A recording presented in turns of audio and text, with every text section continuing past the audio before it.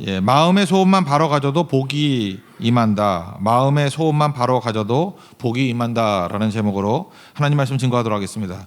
100편은 그 93편부터 쭉 시작된 하나님이 다스리신다, 통치하신다의 마지막 시편입니다. 그래서 예배로 끝나거든요. 예배의 기쁨의 기적. 예배 드릴 때 기쁨이 많은데 그때 기적이 임하게 된다. 뭐 그런 얘기입니다. 그리고 101편은 이제 완전히 스토리가 바뀌는 건데 다윗이 왕이 되었을 때 즉위식을 할 때 하나님 앞에 드렸던 소원의 기도예요. 이런 왕이 되기를 원합니다라고 하는 소원. 그게 하나님 마음에 합했다라는 것입니다. 그래서 예배를 통해서 기쁨이 회복되고 또 하나님 앞에 이렇게 소원을 드려서 하나님을 기쁘시게 하는 거룩한 하나님의 종 되기를 바랍니다. 첫 번째는 100편인데 기쁨의 기적이라고 말할 수 있습니다. 이거 보통 표제어로 유빌라테 이렇게 얘기해요. 유빌라테. 그 모차르트 모테트 가운데 그 유빌라테한 뜻이 뭐냐 하면은 환호하다, 막 기뻐하다. 음악하는 분들은 들어봤을 거예요. 유빌라테. 이렇게 맨날 모아놓고 하는 그 기쁨의 환호성의 찬양들입니다. 유빌라테. 그게 어디서 왔냐면 유빌리에서 왔어요. 주빌리. 주빌리가 뭐예요? 신년이라는 거. 신년이 안식년 7번 행하고 난 다음 50년째를 신년이라 그러죠. 신년. 신년이 뭐예요? 기쁠 있잖아요. 기쁜 해예요. 왜 기쁘죠? 종되었던 사람은 다 해방이 돼요. 종이 해방이 되고 땅 이렇게 팔아먹었던 거 원래 주인으로 다 돌아와요. 그래서 그 50년 만에 원주인으로 돌아가게 만드는 거, 뭐 신년법 그러지 않습니까? 한 번도 행했던 적은 없어요. 이스라엘에서도. 그리고 또 하나 빚이 다 탕감이 되는 거예요. 그러니까 기쁨이죠. 모든 걸 다 섞어가지고 다시 재출발하는 거. 하나님께서 모든 거 그 위아래 다 깨버리고 다시 원점에서 출발하게 만드시는 하나님의 회복의 시간. 이스라엘도 한 번도 행했던 적이 없다니까요. 이거는 뭐 이 신년이라는 건 진짜 주님이 오실 때 행할지 모르겠어요. 그죠? 그렇지만 이상으로 갖고 있는 거예요. 신년의 날. 그래서 우리 인생 가운데도 신년을 섬기면 참 좋겠다 그런 생각을 하죠. 그래서 시편 100편이 유빌라테니까 신년 생각하면서 우리도 우리 삶 가운데 신년이 임하기를 원합니다. 신년은 3년 동안 아무 일 안 하고 하나님 섬기는 거예요. 그래도 하나님이 먹여주신다는 거죠. 이건 믿음의 표현 아니겠어요? 왜 3년이죠? 첫째 안식년이니까 1년 쉬는 거고 7번째 안식년 끝나고 난 다음이니까 50년째니까 49년 쉬는 거죠. 50년은 신년이니까 쉬고 그 다음에 51년째는 일을 한다 할지라도 씨를 뿌리고 거둘라 그러면 1년 걸리잖아요. 그러니까 3년 소득이 없는 거라고. 3년 소득이 없어도 하나님이 채워주신다 이걸 믿는 거라고. 근데 신년은 100살 잘 못 사니까 평생 한 번밖에 안 오겠죠.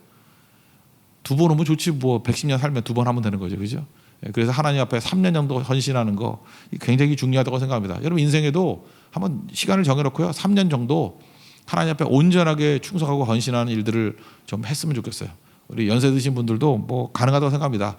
우리 태국 방콕하고 그다음에 필리핀 마닐라에 그 빈민 사역도 하고 그럴 거거든요. 그런 거에 뭐 한 3년 헌신하면 너무 길까요? 뭐 한 6개월이나 1년 정도 헌신해서 잘 섬겨준다 그러면 우리 경험과 우리 신앙 이런 것들이 다 전수가 되고 굉장히 유익할 수 있다고 생각을 합니다. 그러면 어떻게 돼요? 기쁨이 넘쳐난다는 거예요. 신년이 뭐냐면 우리에게 기쁨을 주시는 하나님의 통로가 된다 이렇게 말할 수 있다는 것입니다. 우리 인생에도 주빌리 이 신년이 임하는 우리 하나님의 거룩한 종 되기를 바랍니다. 우리 내용을 살펴보면은 먼저 하나님 앞에 예배하는 태도죠. 1, 2절 찬송하고 첫 번째는 찬송이죠. 그래서 우리 준비 찬송이라는데 아니에요. 예배 시작이 찬송으로 들어가는 거예요. 그다음 두 번째가 예배 형식, 그러니까 예배 행위가 섬긴다라는 표현하는 게 예배 행위고, 그 다음에 그의 앞으로 나아간다라고 하는 것은 주 안에 깊이 들어간다 그런 거죠. 하나님과 교제 나눈다. 주님의 임재, 또 주님과 동행 이런 거를 말하는 거죠. 이 세 가지를 얘기하고 있습니다. 1절과 2절을 읽겠습니다. 시작. 온 땅이여 여호와께 즐거운 찬송을 부를지어다. 기쁨으로 여호와를 섬기며 노래하면서 그의 앞에 나아갈지어다. 3단계잖아요. 찬송을 부른다, 예배 시작. 그 다음에 여호와를 섬기며 그럴 때 예배 행위. 그 다음에 그의 앞에 나아갈지니라 지성소로 들어가는 거죠. 깊이 하나님 앞에 임재 속에 들어가는 거. 예배 이렇게 드려야 된다는 거죠. 이런 것들. 그러면 어떤 일이 벌어지냐? 전반적인 내용들이 그럴 때 기쁨이 넘쳐나게 된다는 거예요. 예배 없이 기쁨 없습니다. 예배 안 드리는 사람들 보면 기쁨, 그거 뭐 기쁨도 아니죠. 속에서부터 막 터져나오는 하나님의 기쁨이 있다고요. 그 예배를 통해서만 기쁨이 있다는 것입니다. 그 예배가 왜 기쁨이 임하느냐 하면은 작은 것으로도 기뻐할 수 있는 힘이 생기기 때문에 그래요. 지극히 작은 거. 그러니까 감사죠, 감사. 이 작은 것으로 기뻐할 수 있기 때문에 기뻐할 수 있는 능력이 생기게 된다고요. 캐나다 토론토 가면은 거기 데이브레이크라고 있거든요. 데이브레이크. 뭐 프랑스 말로는 라르시 공동체라 그러나 그 장 바니에가 만드는 데인데 여기 가서 치유 되게 많이 받아요. 이게 중증 장애인들 모여 있는데 중증 정신 장애인들 여기 뭐 알려지게 된 거 제일 유명한 거는 그 헨리 나우엔이 하버드대 교수하다가 막 피폐해졌다는 거예요. 뭐 잘 나가잖아요. 우리 하버드대 가기도 했는데 교수가 되려니 얼마나 힘들었겠어요, 그죠? 그래서 잘 나가는 사람인데 영이 다 피폐해지고 뭐 허무하고 뭐 쉽게 말하면 요즘식으로 하면 우울증 공황장애 이런 거예요. 사람 다 못 살게 돼 있는 거예요. 정신 못 차리게. 이 사람 어디 가서 치유받았냐면요, 이 라르시 공동체 여기 데이브레이크 들어가가지고 거기서 섬겼다고요. 섬겨서 그들 가운데에서 오히려 치유해 준 게 아니라 자기가 치유를 받고 왔어요. 그 이후부터 이 라르시 공동체 이후에 헨리 나우엔의 거의 모든 책들이 다 쏟아 나오잖아요. 거기서 그 중증 장애인 앓고 있던 애가 이름이 아담이라거든요. 아담. 짧은 책이 있어요. 아담을 만나면서 그가 변화되는 걸 통해서 사실 제목은 아담이지만 아담이라는 중증 장애인이지만 그 책을 읽어보면은 헨리 나우엔 자기 자신이 치유받는 얘기들이 쭉 나와요. 그러니까 우리도 마찬가지예요. 하나님 말씀 붙들고 연약한 사람들을 섬길 때 거기서 하나님을 발견하게 된다고. 하나님께서 이 한 사람을 얼마나 귀중하게 세워주는지 그런 걸 깨닫게 된다는 것입니다. 그 라르시라는 말이 그게 방주라는 뜻이래요. 방주. 그러니까 그 방주예요. 거기 다 죽어가는 사람들이 그 라르시 공동체에 올라가서 방주에 올라타면 이게 뭐 살게 된다 그런 거죠. 근데 그 공동체 특징이 뭐냐면 뭐 프로그램도 없어요. 뭐 딱 하나래요. 하나. 그게 뭐냐면 작은 것도 축제로 만드는 거예요. 막 기뻐하는 거. 뭐 어떤 애가 이렇게 잘 못 걷던 애가 걷게 되면 막 그걸 축제하고 기뻐. 오늘 왜 기쁜 날이냐? 하루 종일 그만 기뻐한대요. 못 걷던 애가 그 기쁘지 않겠어요?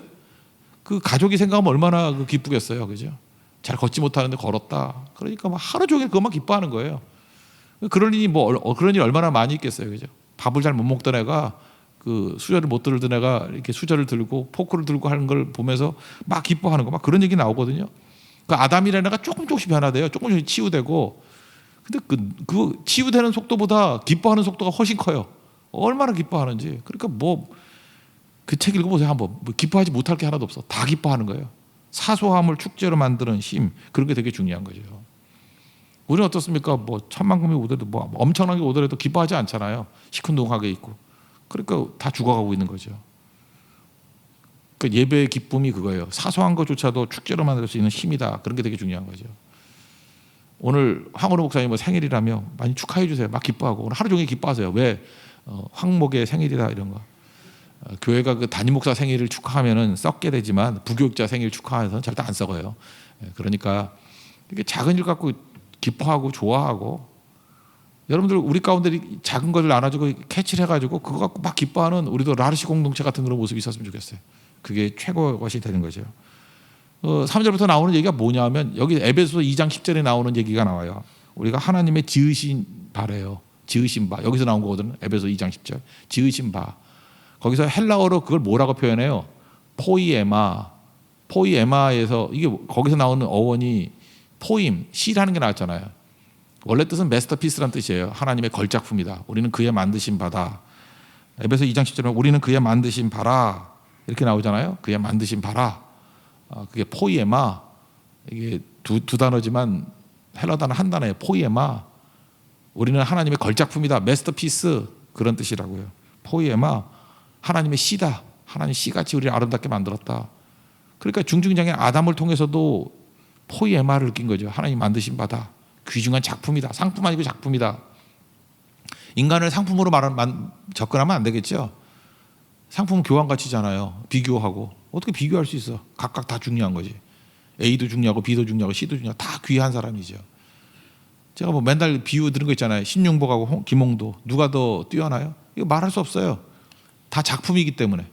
신윤복의 작품은 되게 재밌어요. 웃기는 얘기가 많아요. 해학적이고 그리고 귀족적이고. 그래서 가치가 있어. 신윤복을 대체할 수 없어. 김홍도는 서민적이고 그 안에 일상의 행복이 드러나요. 그래서 따뜻해요 보면은. 그래서 김홍도의 가치, 신윤복의 가치 이건 비교할 수 있는 게 아니라 다 귀한 거예요. 다 귀한 거. 하나도 버릴 수 없다라는 것입니다. 왜 그래? 작품이기 때문에. 나가 되는 거죠. I am 존재로서의 나. I am. 사람들에게 치여가지고 사람들이 평가하고 사람 시선 바른 걸 미라 그랬잖아요. 미. 현상의 나 그거 깨버리고 진짜 나 그게 뭐예요? 그걸 발견할 때 기쁨이 넘쳐나게 된다는 것입니다. 그러니까 이 라르시 공동체에서 기뻐했던 이유가 뭐예요? 하나님의 형상을 발견했기 때문에 그렇다. 이게 기쁨이라는 거예요. 3절 한번 읽어보겠습니다. 시작. 여호와가 우리 하나님이시니 너희는 알지어다. 그는 우리를 지으신 이요 우리는 그의 것이니 그의 백성이요 그의 기르시는 양이로다. 우리는 하나님의 걸작품이다. 이걸 깨달으면 흔들림이 없다는 거죠. 그러면서 다시 4, 5절에 또 예배를 드리는데 이거 멀리서부터 가는 거예요.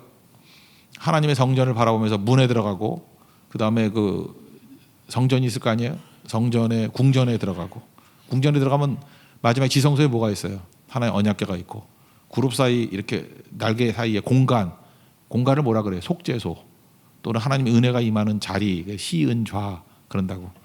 이걸 히브리서에는 뭐라고 표현되어 있죠? 4장 16절 보니까 은혜의 보좌 앞에 담대히 나아갈지니라. 그러니까 어떤 공간이에요. 공간에 하나님이 임한다는 거예요. 그죠? 이게 하나님 말씀 위에 공간에 하여튼 의미가 있죠. 어떤 형식이 아니라 공간에 임하는 거예요. 속죄소라는 건 공간이에요. 공간. 그 공간에 임하신다. 하나님 임재를 상징하는 거죠. 그래서 멀리서 하나님의 지성소에 있는 속죄소까지 나아가는 은혜의 보좌까지 나아가는 모습을 노래하고 있습니다. 그러니까 기쁨이 넘쳐난다는 거예요. 그래서 예배를 통해서 멀리서 찬송으로 시작해서 예배 행위를 통해서 나중에는 하나님 앞에 나가는 거기까지 가는 하나님의 종 되기를 원합니다. 그게 기쁨의 원천이라는 거예요. 예배가 깊어지는 거죠. 예배의 깊은 예배를 통해서 내가 발견되고 내가 하나님의 귀중한 포위에 말하는 것이 발견이 되고 기뻐하겠노라. 이게 찬송이에요. 그래서 시편 100편 갖고 뭐 찬송이 제가 아는 찬송만 한 15개 넘은 것 같아요. 감사함으로 그 문에 들어가면 이것부터 시작해가지고 뭐 구절마다 너무너무 많은 찬송들이 있는 거예요. 그냥 영감 어린 찬양이에요. 그래서 혹시라도 찬양팀에 이럴 때 뭐 예배 시작할 때 딱 하나를 읽어야 된다 그러면 시편 100편 읽는 거예요. 예배에 들어가는 사람의 기쁨을 얘기하는 거거든요. 시편 100편입니다. 4절 5절 다 같이 읽겠습니다. 시작. 감사함으로 그의 문에 들어가며 찬송함으로 그의 궁전에 들어가서 그에게 감사하며 그의 이름을 송축할지어다. 여호와는 선하시니 그의 인자하심이 영원하고 그의 성실하심이 대대에 이르리로다. 이렇게 예배를 드리면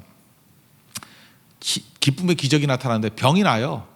육체적인 병이 났고 실제로 예배 때 병 난 사람 엄청 많습니다. 그죠? 병이 났고 마음이 치유돼요. 요즘엔 마음의 병이 또 많잖아요. 공황장애, 뭐 우울증, 뭐 힘들다 그러는 거. 마음이 힘을 얻는다니까. 마음에 힘을 얻고 그다음에 깨진 관계들이 회복이 됩니다. 이건 누가 하시는 일이에요? 하나님이 하시는 일이라고.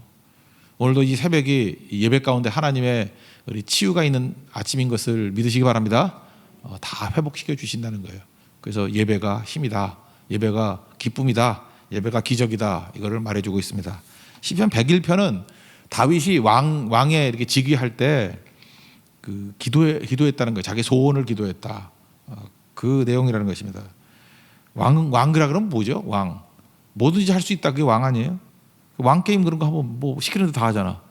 그죠? 왕. 뭐든지 할 수 있다. 그러니까 사치도 할 수 있고 쾌락도 할 수 있고 뭐 자랑도 할 수 있고 다 누릴 수 있고 그게 왕인데 다윗은 다른 왕이라는 거예요. 자기가 뭐 한다 이런 거 생각하는 거 하나도 없고 하나님을 갈망하고 하나님을 소원했다는 것입니다. 여기 노래했다는 게 뭐예요? 노래한다는 게 갈망한다는 뜻이거든요. 우리 아이들이 뭐 이렇게 휴가철 되면 뭐 바닷가가 뭐 요즘 외국 못 가니까 어디 간다 그러나 뭐 해운대가 뭐 경포대가 그러니까 노래를 부르죠. 그럼 안 갈 수 없잖아. 그죠? 코로나 바이러스임에도 불구하고 막 가가지고 난리치고 그러잖아요. 그죠? 노래 부르면 가야죠. 어렸을 때 뭐 애들 장난감 사달라고 막 노래 부르죠. 그거 뭐 그때마다 유행이 있었잖아요. 뭐 그죠? 뭐 옛날에 뭐 이렇게 조립해가지고 뭐 로버트도 됐다가 뭐 자동차 됐다가 뭐 이런 거 좋아하던데 다 잊어버렸어요. 뭐죠? 그거 시리즈별로 파는 거. 노래를 불러요. 노래를. 그러면 안 사줄 수 없잖아요. 노래 부른다는 게 뭐예요? 갈망한다는 거예요. 그런데 다윗은요 하나님을 갈망했어요.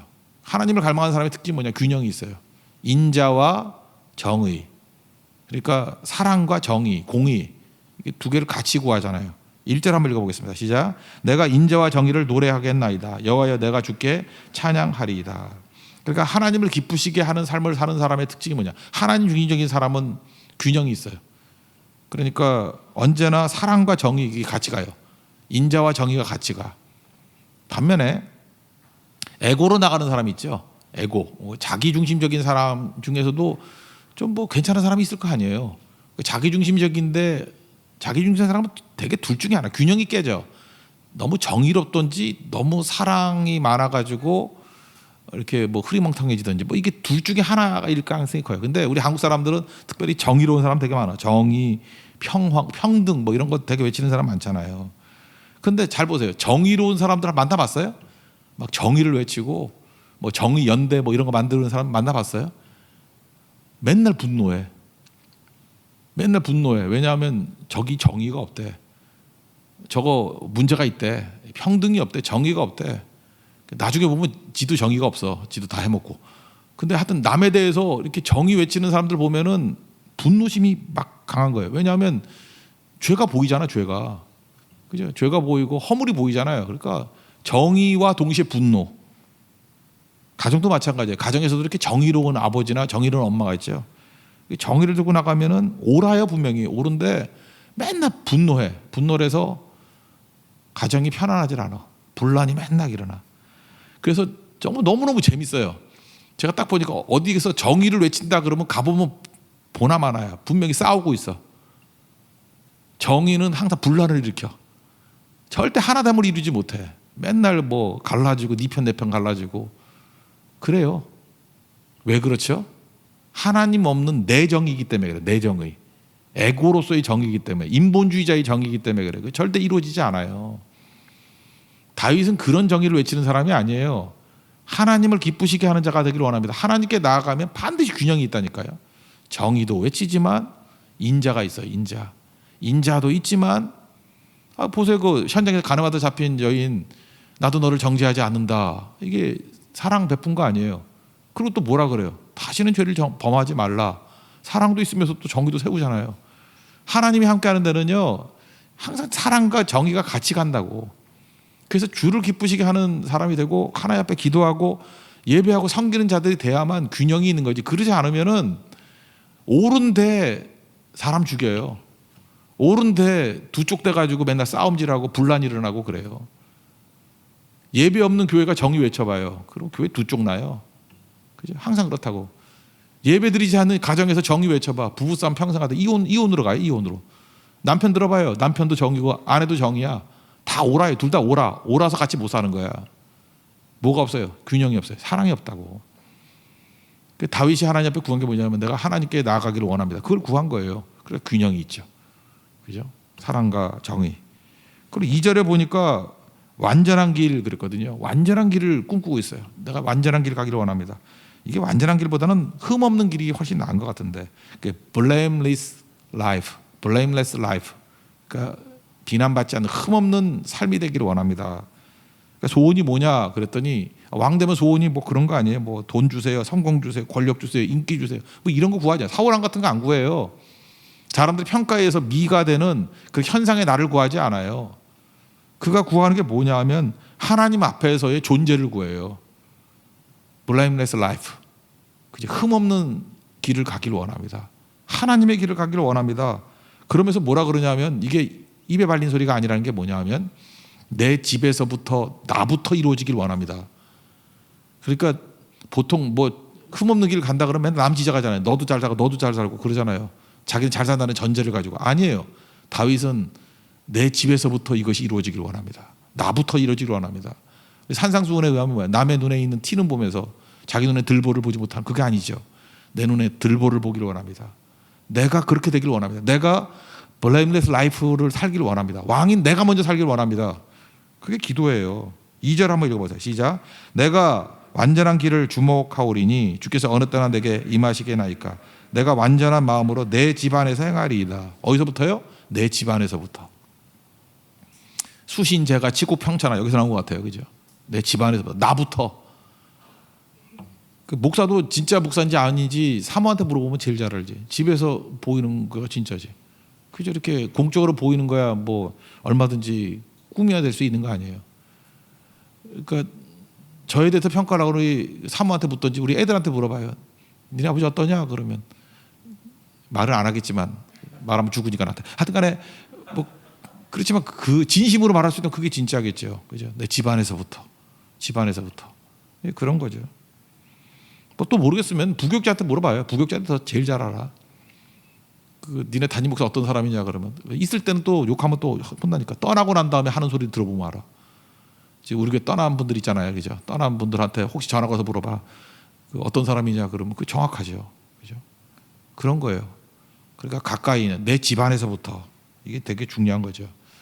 왕이 되면서 다윗은 세 가지를 기도해요. 하나님 눈 관리 잘하기를 원합니다. 눈 보는 거, 귀 관리 잘하기를 원합니다. 그리고 사람 세우는 거 잘 세우기를 원합니다. 세 가지 기도해요. 첫째는 눈 관리하겠습니다. 뭐냐면 비천한 것을 내 눈앞에 보지 않겠습니다. 안목의 정욕 따르지 않겠습니다. 사람은 보는 대로 가거든요. 뭘 보느냐에 따라서 그 사람이 달라진다고. 보는 거 관리하겠습니다. 이런 얘기예요. 그래서 배교자나 악을 쳐다보지 않겠습니다. 자꾸 화내는 사람도 보면은 성품이 화내는 성품이 아니라 자꾸 열받는 거 쳐다봐서 그렇잖아요. 보는 게 우리예요. 보는 게. 어떤 목사님은 12시 될 때까지는 뭐 신문도 안 보고 뭐 인터넷도 안 보고 오직 성경만 본다 그러는데 참 부러워요. 저는 그게 잘 안 되는데 근데 그 말뜻은 이해가 돼요. 그죠? 빈 상태에서 하나님 말씀부터 먼저 보겠습니다. 그건 맞죠. 3절 4절 다윗의 기도예요. 눈 관리 잘하겠습니다. 3절 4절 읽겠습니다. 시작. 나는 비천한 것을 내 눈앞에 두지 아니할 것이요 배교자들의 행위를 내가 미워하오리니 나는 그 어느 것도 붙들지 아니하리이다. 사악한 마음이 내게서 떠날 것이니 악한 일을 내가 알지 아니하리이다. 욥도 그랬죠. 욥기 1장 1절을 보니까 온전하고 정직하여 하나님을 경외하며 악에서 떠난 자다. 어떻게 이런 칭호를 받아? 근데 욥이 이럴 수 있었던 이유가 뭘까라고 보면 욥기 31장 1절을 보니까 내가 내 눈과 약속했대요. 욥이 자기 눈하고 이게 걸었는가 봐. 눈가를 집어넣어가지고 약속. 어찌 처녀를 주목하랴. 그 예쁜 여자 쳐다 안 본다는 거예요. 처녀 안 쳐다본다는 거예요. 그러니까 온전하고 정직하여 하나님을 경외하고 악에서 떠난 자가 된 거죠. 그러니까 욥도 경건의 핵심이 어디에 있어요? 눈 관리. 아무거나 안 보겠습니다. 안목의 정욕에 빠지지 않겠습니다. 뭐 이런 거고요. 그다음에 두 번째 귀 관리하겠다라는 거죠. 뭐 헐뜯는 얘기 할 때 내가 뭐 말했나 듣고만 있었어요. 그러면 안 돼요. 잠깐만 누구 비방하고 막 이러면은요. 입을 닫으시죠 이렇게 말하더니 입을 닥치시죠 이렇게 말을 해야 돼요. 듣고 있으면 안 되는 거죠. 10명이 정탐꾼 얘기 듣다가 다 죽었어요. 광야에서 60만. 반면에 하나님의 약속의 말씀을 못 들은 여호수아 갈렙 둘만 살았잖아요. 그러니까 맞장구 치지 말라고요. 듣는 게 여러분 운명을 좌지해요. 여러분 하나님 말씀 들어야 돼요. 아침마다. 잠깐만 뭐 이상한 소리 하는 것 맞장구 치거나 듣거나 그러지 않겠다. 이게 5절 봅시다. 5절 시작. 자기 이웃을 은근히 헐뜯는 자를 내가 멸할 것이요 눈이 높고 마음이 교만한 자를 내가 용납하지 아니하리로다. 그러니까 첫 번째는 보는 거 관리하겠습니다. 두 번째는 듣는 거 관리하겠습니다. 세 번째는 하나님의 뜻에 맞는 충성된 일꾼 세우겠습니다. 그러니까 전문가를 세우겠습니다. 이런 인사 원칙이에요. 그걸 언제마다? 아침마다. 벽돌 신앙과 같이 냉동실에 있는 벽돌같이 이렇게 오래 부은 게 아니고 날마다 이걸 점검하면서 하나님의 뜻에 맞는 충성스러운 사람 세우겠습니다. 이렇게 다짐을 합니다. 6절부터 8절까지 읽겠습니다. 시작. 내 눈이 이 땅의 충성된 자를 살펴 나와 함께 살게 하리니 완전한 길에 행하는 자가 나를 따르리로다. 거짓을 행하는 자는 내 집안에 거주하지 못하며 거짓말하는 자는 내 목전에서 서지 못하리로다. 아침마다 내가 이 땅의 모든 악의를 멸하리니 악을 행하는 자는 여호와의 성에서 다 끊어지리로다. 그러니까 내 의지 내 고집으로 사람 세우는 게 아니고 자기가 아부하는 사람 세울 수 있잖아요. 아부하는 사람, 그죠? 아부하는 사람, 내 뜻에 맞는 사람, 나 지지하는 사람만 세우면은 나라 꼴이 되겠냐고요. 그런데 다윗은 지금 뭐라고 얘기를 해요? 이 땅에 하나님 앞에 충성된 사람, 하나님 눈에 합당한 사람, 내 뜻에는 좀 안 맞는다 할지라도 하나님 눈에 맞는 사람 세우겠습니다. 그 뭐예요? 영적인 사람 세우고 전문가 세우겠습니다. 그 다윗의 인사 원칙을 보면 다 전문가예요. 뭐 하나 할 때마다 음악도 그렇고 군사도 그렇고 전문가를 그 자리에 딱딱딱 세워요. 그거 다 전문가가 하니까 잘할 수밖에 없죠. 전문가에다가 영적인 능력까지 받으니 잘할 수밖에 없죠. 근데 그 나라 망하려고 그러면 어떻게 되는 거죠? 비전문가들 뭐 대먹지도 않고 뭐 딴지 다 오는 애들 잡아다가 뭐 아무데나 세고 나라 꼴 망치는 거죠. 나중에 보면 이제 그 이스라엘의 악한 왕들 보면 다 그 짓들 했어요. 그죠? 그러니까 그 나라 무너지는 거죠. 그러니까 세 가지 훌륭한 왕 되기 위해서 우리도 마찬가지예요. 하나님 나 자신에 대해서 세우는 거죠. 보는 거 관리하겠습니다. 두 번째 듣는 거 관리하겠습니다. 세 번째 내 기분과 내 편이라고 세우는 게 아니라 하나님 앞에 충성된 사람, 영적인 사람 세우겠습니다. 이게 다윗 왕국입니다. 메시아 왕국이에요. 이런 원칙 가지고 우리도 하나님 앞에 갈망하며 나아갈 수 있는 하나님의 종 되기를 바랍니다. 결국은 하나님의 기쁨이 될 때 나도 잘 되고 나라도 잘 되고 기업도 잘 되고 뭐 어디나 다 융성해지겠죠.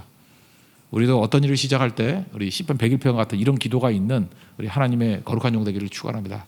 자리에 일어나겠습니다. 나 주님의 기쁨 되기 원하네 찬양하겠습니다.